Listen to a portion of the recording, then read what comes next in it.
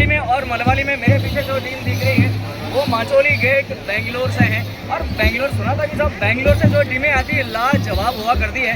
और माचोली वाले तो साहब हाथों में तलवार है, आंखों पे चश्मा है, सर पे साफा है और साफे पे किलंगी है। तो साहब उनका तो कहना ही क्या कि डोरारी धरती जगह चांदी दो आसमान रंग रंगीलो छेल छबीलो तुम्हारो राजस्थान और उन राजस्थान की रीत ने निभाउण ताई, उन प्रीत और संस्कार ने निभाउण ताई माचोली गेट सु पधारिया है।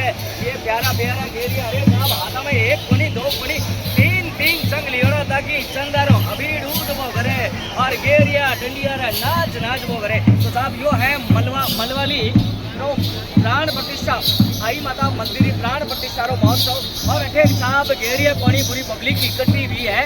आज पब्लिक पूरो केसरिया रंग सु मलवाली ने छा दियो है। तो इन मौका ने देखने ताई ऐतिहासिक मौको हाथ में कोनी आवेला। आप अगर देखियो हो तो जरूर देखो। तो साहब हमारी फेसबुक पर देखियो। थैंक यू, धन्यवाद।